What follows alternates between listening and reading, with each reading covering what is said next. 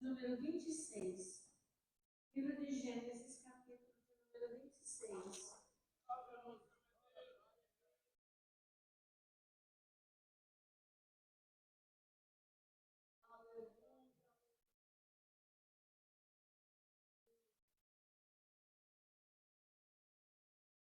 Verso 12, eu gostaria de ler nesse momento. E depois peço que você não feche a sua Bíblia.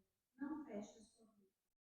E semeou Isaac naquela mesma terra e colheu naquele mesmo ano 100 medidas, porque o Senhor o abençoava. Antes de eu fazer uma breve meditação sobre esse texto, eu gostaria de lembrá-los o contexto. O contexto está aí no verso 1. Diz assim: e havia fome na terra, além da primeira fome que foi nos dias de Abraão. Por isso, foi-se Isaque a Abimeleque, rei dos filisteus, em Gerar. E apareceu-lhe o Senhor e disse: não desças ao Egito, habita na terra que eu te disser. Então, o contexto é que havia fome na terra. Isso já havia acontecido antes, nos dias de Abraão, e agora nos dias de Isaac também há fome na terra. E Isaac está planejando ir para o Egito, mas o Senhor fala para ele: você não desça para o Egito, você permanece aqui. E o mais tremendo, irmão, é que ele vai plantar, ele faz uma plantação num tempo de seca. Isso, irmão, foge a qualquer normalidade, porque ninguém faria plantação de seca. Ninguém faria isso. Mas Isaac não foi guiado pelas circunstâncias, ele foi guiado pela palavra de Deus. O que foi que Deus disse? Deus disse no verso 3: peregrina nesta terra e serei contigo, e te abençoarei, porque a ti e a tua semente darei todas estas terras, e confirmarei o juramento que tenho jurado a Abraão teu pai, e multiplicarei a tua semente como as estrelas do céu, e darei a tua semente todas as terras, e multiplicarei a tua semente como as estrelas dos céus, e darei a tua semente todas estas terras. E em tua semente serão benditas todas as nações da terra. Então, querido, veja que o Senhor não deixou que Isaac fosse buscar ajuda em outro lugar. Fica aqui. Aqui tem fome, mas eu vou te abençoar. Aqui tem seca, mas eu vou te abençoar. Aqui tem problema, mas eu vou te abençoar. Quando muitas pessoas param por causa da crise, Isaac continuou semeando. Assim acontece nos nossos dias. Tem gente, quando vem a luta, quando vem a dificuldade, para de orar, para de congregar, para de buscar a Deus. Mas tem gente que, mesmo em meio à crise, continua orando, continua buscando, continua confiando, continua congregando, e Deus abençoa, viu, irmão? Deus abençoa, viu? Deus vai fazer aquilo que a terra sozinha não poderia fazer. O que a terra não poderia fazer? Dar frutos em tempo de seca. Mas Deus, e Isaac, irmão, colheu muito, 100 medidas, 100 por um. Mas ele colheu não porque ele era um agricultor, né, um exímio agricultor. Ele colheu porque é o que está depois da vírgula no verso 12. Porque o Senhor o abençoava. Então, irmão, Isaac foi abençoado. Isaac foi próspero em tempos de crise, porque Deus era com ele. Sabe, irmãos, se a gente continuasse lendo, esse capítulo é muito interessante e muito forte. Nós vamos ver que os filisteus ficam com inveja de Isaac. E porque ele está prosperando, os filisteus vão lá e começam a puxar os poços. Começam a encher os poços de entulho, e Isaac cava no poço, e eles vão lá e entulham de novo. O que eu quero falar com isso, irmão? As bênçãos de Deus sobre a nossa vida não vai eliminar os desafios.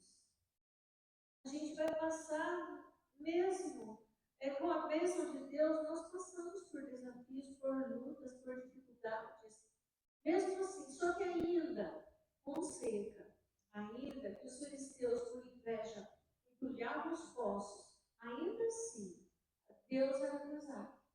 A bênção estava sobre ele. Por isso que mesmo com tudo isso, ele colheu e foi abençoado. Por quê? Porque Deus era com ele. Irmão, não sei o que você está vivendo hoje, mas a Bíblia nos faz muitas promessas. Se a gente crer e confiar no Senhor, nós vamos ser abençoados naquilo que Deus nos prometeu.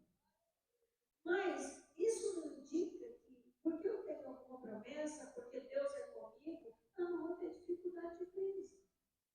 Eu posso passar por luta, mas qual é a chave, pastora? A chave é obedecer.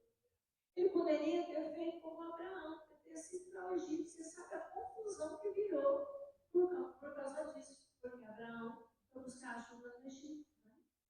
Mas Isaac obedeceu. Ele ficou onde Deus mandou. Ele plantou onde Deus mandou. Ele colheu onde Deus mandou. Os filisteus entulhavam o poço, ele abria outro. Os filisteus entulhavam o poço, ele abria outro. E quer dizer isso, pastor? Quer dizer, irmão, que é melhor obedecer a Deus, porque com certeza Deus dá o escape, a vitória contra o inimigo. E se o diabo sai para nós por um caminho, por 7 caminhos ele tem que fugir.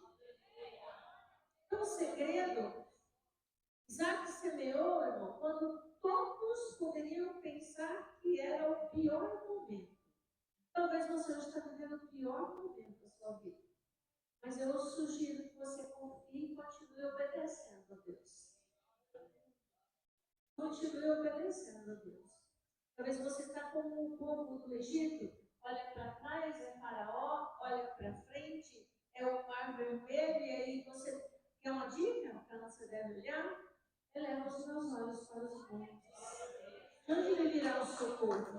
O socorro é do Senhor, que fez o céu e fez a terra. É dele que vem o socorro.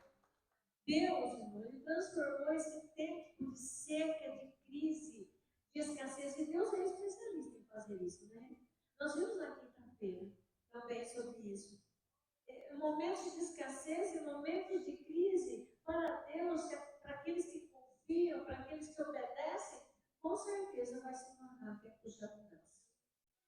Então, o segredo, irmão, está em que, porque eu sirvo a Deus, nunca vai ter crise, nunca vai ter seca, não vai ter dificuldade. Não, nós até podem vir. Mas com certeza, se eu confiar, permanecer, não desistir, eu vou colher sem por eu vou ser abençoado. Você vai ser abençoado, irmão. Então, eu sugiro que você troque a murmuração por oração. Eu sugiro que você troque a briga e a discussão pelo joelho no chão. Ó, eu estou até rimando por hoje. A briga e a discussão por joelho no chão.